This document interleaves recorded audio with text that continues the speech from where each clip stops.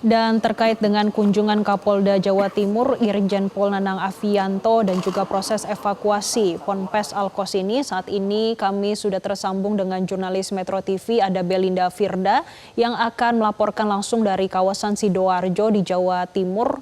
Belinda, apa yang disampaikan oleh Kapolda Jawa Timur setelah melihat dan juga meninjau proses evakuasi yang berlangsung pada hari ini?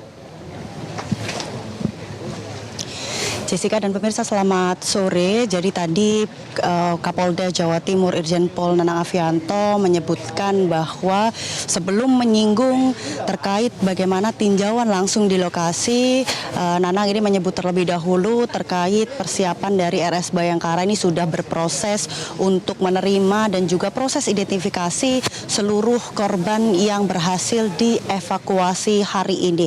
Karena mengingat bahwa baru hari ini ya, di hari kelima korban yang berhasil dievakuasi dalam kondisi meninggal ini dibawa ke Rumah Sakit Bayangkara Polda Jawa Timur untuk dilakukan proses identifikasi di sana, sehingga tadi disebutkan oleh Kapolda Jawa Timur seluruh proses ini sudah berlangsung dan akan dilakukan upaya percepatan dalam proses identifikasi, mengingat seluruh keluarga santri ini sudah menunggu di area pondok pesantren sejak hari pertama atau sudah 5 hari mereka menunggu kepastian kabar dari anak-anak mereka. Sementara itu tidak hanya terkait proses identifikasi yang berlangsung di Rumah Sakit Bayangkara Polda Jawa Timur, Kapolda tadi juga menyinggung terkait bagaimana hasil observasi langsung di lokasi kejadian. Jadi sudah meninjau dan sudah melihat bagaimana konstruk bangunan, namun memang tadi disebutkan secara langsung bahwa proses selanjutnya akan tetap dilanjutkan ketika seluruh korban sudah berhasil dievakuasi.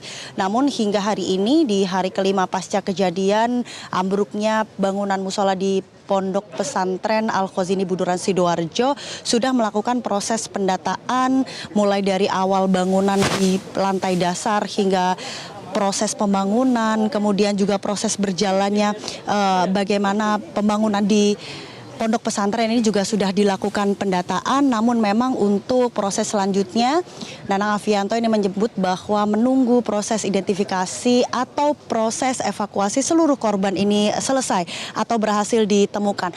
Tidak hanya itu, memang sudah melibatkan sejak awal ada dosen ITS yang berasal dari teknik sipil untuk menilai secara langsung bagaimana konstruksi bangunan. Ini juga menjadi soal yang tadi disinggung oleh Kapolda Jawa Timur. Ini juga akan menjadi bahan pertimbangan dalam proses selanjutnya, namun harus menunggu terlebih dahulu proses evakuasi seluruh korban ini selesai, sehingga kami akan terus menunggu bagaimana nanti proses yang akan dilanjutkan. Dan juga tadi kami sempat bertanya awak media apakah sudah mulai ada proses pemeriksaan. Belum ada pemeriksaan yang dilakukan baik itu kepada pihak Ponpes ataupun dari saksi-saksi terkait juga dengan insiden yang terjadi ini. Kita akan menunggu ya bagaimana nanti proses yang akan dilanjutkan, proses penyelidikan atau pemeriksaan yang dilakukan oleh Kapolda Jawa Timur terkait insiden yang hari ini sudah berhasil diidentifikasi atau sudah berhasil dievakuasi.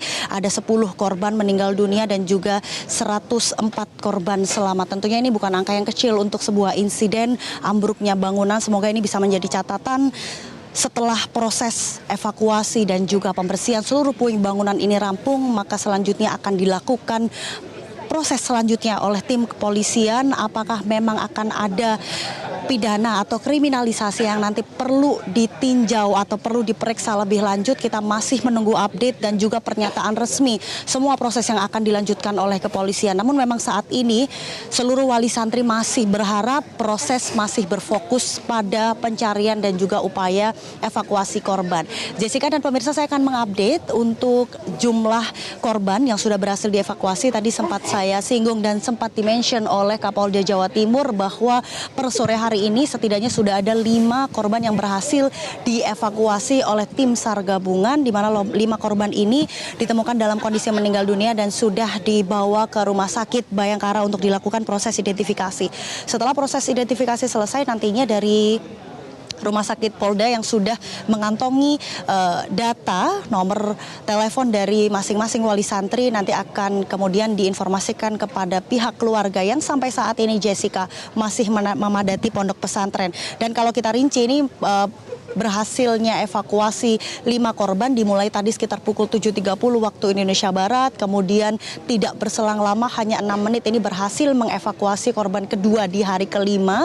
Kemudian tadi berjeda kira-kira lebih dari 2 jam ada 1 korban lagi yang berhasil dievakuasi dan 2 korban lainnya ini ada di siang hingga tadi terakhir pukul 14 waktu Indonesia Barat. Dan kalau bisa kita gambarkan, kelima korban ini ditemukan di titik yang berbeda ternyata. Untuk 2 korban awal memang ditemukan di 1 titik yang dari awal sudah teridentifikasi, kemudian ternyata di korban ketiga dan juga maksud kami korban keempat dan juga korban kelima ini adalah korban di titik yang berbeda dan mereka semua sudah berhasil dievakuasi. Tadi juga disebutkan bahwa proses pembersihan puing-puing atau tumpukan dari balok bangunan yang ambruk ini sudah hampir menyentuh lantai dasar.